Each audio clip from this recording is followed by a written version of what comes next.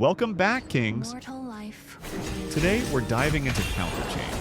I'll break down which marksman counters which, and give a quick explanation of why one hero has the edge over the other.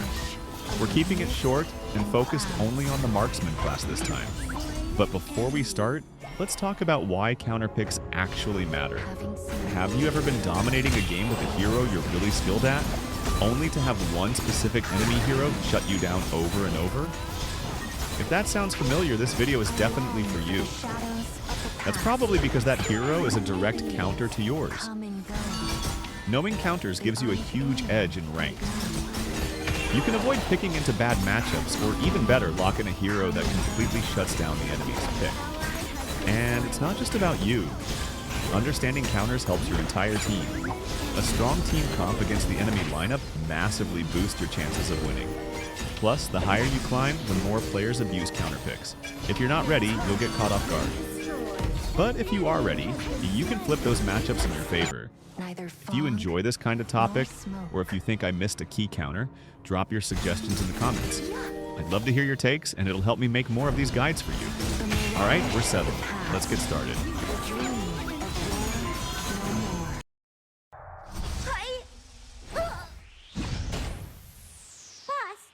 Before me, thy unfaithful sin. Arley is considered a strong counter to Fang, thanks to her mobility. Her dashes make her highly mobile, allowing her to engage and disengage from fights with ease. Since Fang relies heavily on his skill 1 to deal damage, Arley can simply wait for its effects to fade before diving back in to disrupt his combo. On top of that, Arley's skill 2 blocks projectiles, including Fang's ultimate, making it extremely difficult for Fang to unleash his full damage potential. Thy unfaithful sin.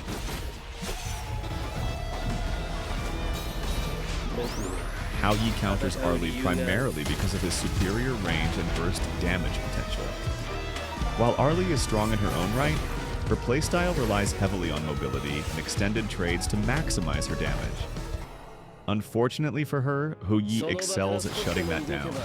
His long-range poke allows him to chip away at Arley before she can even get close enough to deal meaningful damage.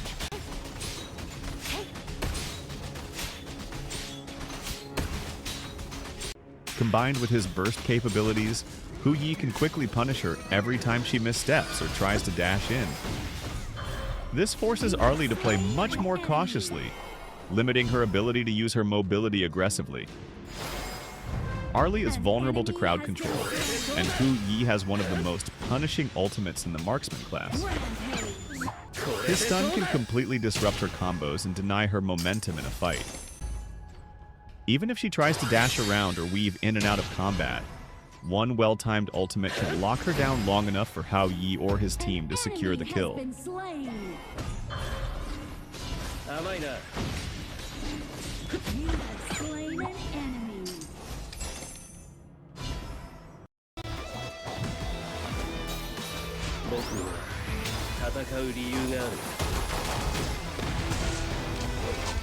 Marco Polo's ultimate deals massive damage, especially when his passive is fully stacked.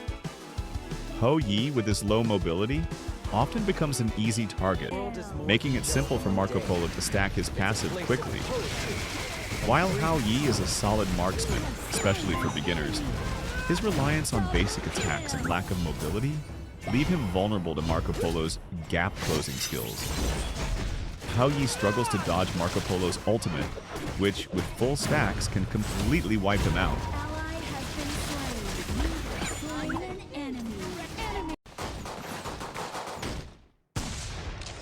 Are you ready? Renji counters Marco Polo mainly because of his second skill, which works like Purify.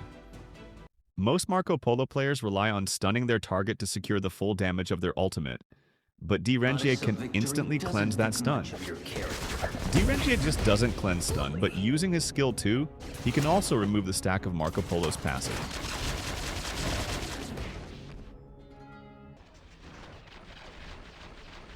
When Marco Polo activates his ultimate, DRenGe can time his own ultimate to interrupt it, making it very difficult for Marco Polo to unleash his full damage.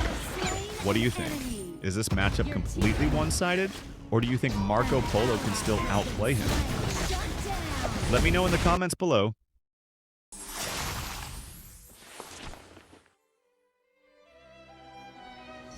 Ignorance is the root of all. Goro has a much longer attack range compared to DRenGe, allowing her to poke and deal damage from a safe distance without giving him many chances to retaliate. DRenGe's low mobility makes this even worse. While his skill 2 can cleanse crowd control or stuns, it doesn't help him dodge Goro's ranged abilities and constant poke. Once Goro applies pressure, he often has no reliable escape. And if DRenGe tries to get close enough to use his ultimate, Goro can usually burst him down before he even has the chance to lock her. Ignorance is the root of all evil.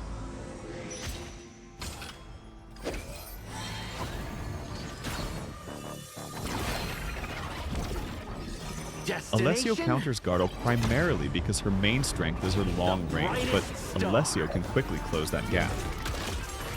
Once he gets in range, his skill 1 allows him to burst her down fast.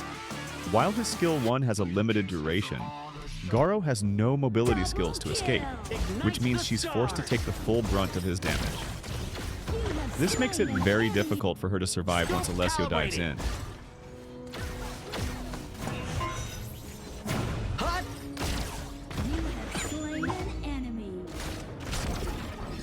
Destination? The brightest star. Consort U counters Allesio mainly because of her skill 2, which gives her temporary immunity to physical damage. Allesio's skills boost his damage output, but if Consort U times her skill 2 correctly, she can completely ignore his burst during trades. This makes her especially strong in lane since Allesio relies heavily on poking and punishing enemies with his enhanced basic attacks. On top of that, Consort U isn't just a counter to Allesio, she's as strong against many marksmen. Her skill 2 makes her extremely effective in 1-versus-1 situations, letting her win trades that most other marksmen would normally lose. Mobility has lost all meaning to me.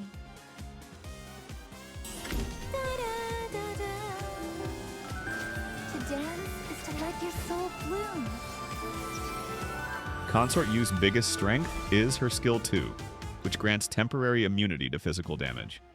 A day without This makes her especially effective against marksmen who rely on basic attacks. But here's the problem. Aaron primarily deals magic damage, which completely bypasses that immunity. On top of that, Aaron's passive grants a speed boost every third basic attack, making her movement unpredictable and much harder for Consort U to hit her with skill 1. And once Aaron activates her ultimate, Consort U has no way to mitigate the damage like she can against physical damage marksmen. In short, Aaron completely shuts down Consort U's strongest defensive tool, making her one of the most reliable counters for Consort U. That wraps up this marksman counter chain guide. But remember, before locking in the counter I mentioned, always think about how that marksman performs against the entire enemy team, especially the assassin. At the end of the day, it's still a team effort, and picking with the bigger picture in mind will always boost your chances of winning. If you enjoyed this and want me to cover other roles like assassins, mages, or roams, let me know in the comments. And of course, if you think I missed a matchup, or if you have better suggestions, drop them below. I'd love to hear your takes and keep improving these guides with your feedback. Don't forget to like, subscribe, and share your counter picks, and I'll see you in the next one.